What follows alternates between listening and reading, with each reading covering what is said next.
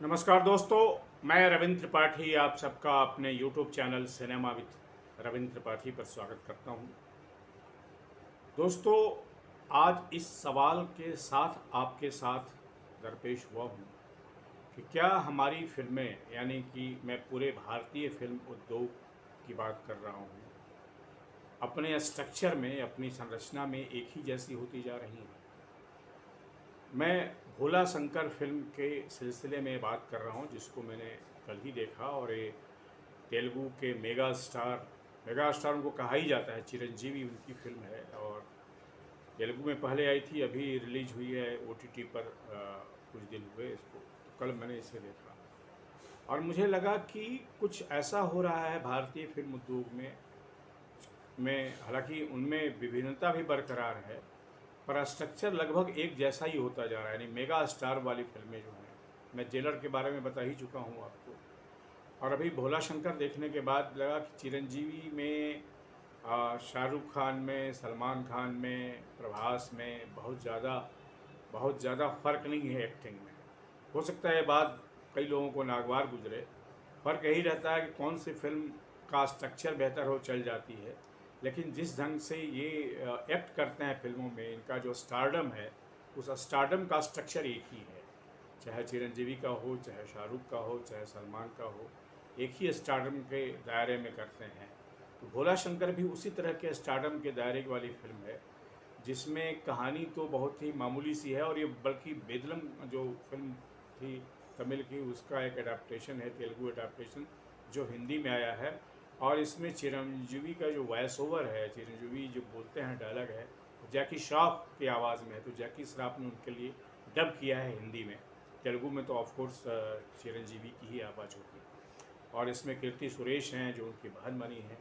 और इसमें जो हैं मेहर रमेश की ये फिल्म है, तमन्ना भाटिया हैं। तमन्ना भाटिया का रोल तो बहुत छोटा सा है और बहुत ही जिसको कहते हैं कि एक आर्किटाइप जैसा है, उसमें कोई दम नहीं है। हाँ, कीर्ति सुरेश का रोल तो अच्छा है उनका, लेकिन चिरंजीवी की हम बात कर रहे हैं, बाकी फिल्म की बात नहीं कर रहे हैं। और न इसकी बात कर रहे हैं कि बेदलम की तुलना में एक ऐसी फिल्म है। हालांकि इस पर जो मैंने पढ़े हैं, बल्कि जो रिव्यू वगैरह पढ़े हैं, सवेरे से मैं सर्च कर रहा था, इसको बहुत जिसको कहते हैं वेदलम की टक्कर में बहुत अच्छी नहीं बताया गया है।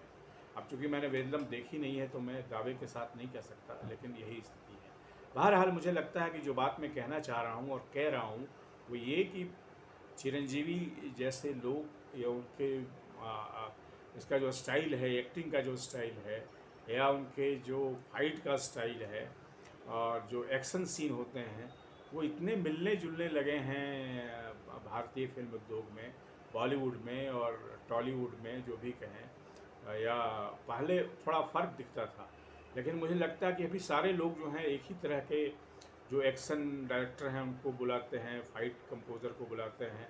तो फाइट कंपोजिंग और जिसको कहते हैं एक्शन में बहुत ज़्यादा वेरिएशन नहीं रहा है। होता है, वो सुपरलेटिव होता है, कुछ थोड़ा बहुत एंगल जुड़ता है, लेकिन लगभग जो है स्ट्रक्चर जो है एक्शन फिल्मों का, एक्शन डायरेक्टर जो करते हैं, वो लगभग एक ही जैसा होता जा रहा है।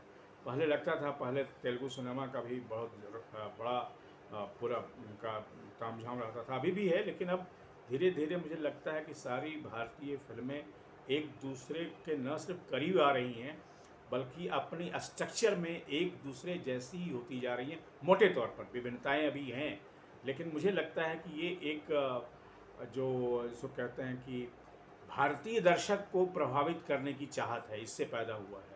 क्योंकि अब सारी फिल्में जो हैं सिर्फ अपनी भाषा के दर्शकों तक सीमित नहीं हैं।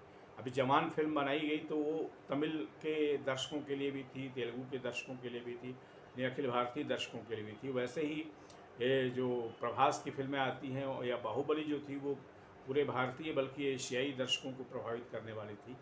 तो ये जो अपना जो दर्शक का जो टारगेट दर्शक है, उसका जो बढ़ गया है, उसकी वजह से फिल्मों का स्ट्रक्चर, बहुत सारा स्ट्रक्चर भी एक दूसरे जैसा होता जा रहा है। इसको मैं अच्छी बात इसलिए मानता हूँ कि अब कोई भी भाषा में फिल्म बनती है, यानी भारतीय भाषा में, तेलुगु वगैरह में और या हिंदी में, तो उसके स्ट्रक्चर सिर्फ अपनी भाषा यानी हिंदी तक या तेलुगु तक सीमित नहीं है, या कन्नड़ तक सीमित नहीं है, उसमें ऑल इंडिया जो दर्शक समूह है उसको प्रभावित करने की का जो है सो उस पर लक्ष्य होता है, उसका मकसद होता है, उद्देश्य होता है। तो इसीलिए भोला शंकर भी मुझे देखते हुए ऐसा बिल्कुल नहीं लगा कि मैं इसको एक हिंदी भाषा की फिल्म नहीं है या वो तेलुगु की फिल्म है। मैं ये कहना चाहता हूँ वो फिल्म चाहे जैसी भी हो, बहुत अच्छी नहीं चली लेकिन ठीक ठाक चली, लेकिन वो अंततः लगती है हिंदी फिल्म, क्योंकि हिंदी में डबिंग जो उसकी जैकी श्रॉफ ने की, जैसा मैंने बताया आपको, वो भी उसका जो लंगो है, लिंगो जिसको कहते हैं आम बोलचाल में, यानी कि सिनेमा के भाषा में जिसको लिंगो कहते हैं, वो भी लगभग जो है सो बम्बैया जैसा है। तो बम्बैया भाई का भी स्वाद है, तेलुगु का भी स्वाद है, लेकिन अंततः मूलतः एक नए तरह की जो भाषा जनरेट हो रही है उसका स्वाद है। दोस्तों, आज के वीडियो में सिर्फ इतना ही। आपसे अनुरोध है कि मेरे इस यूट्यूब चैनल को सब्सक्राइब करें, लाइक करें और इस पर अपने कमेंट भी लिखें। Thank you very much.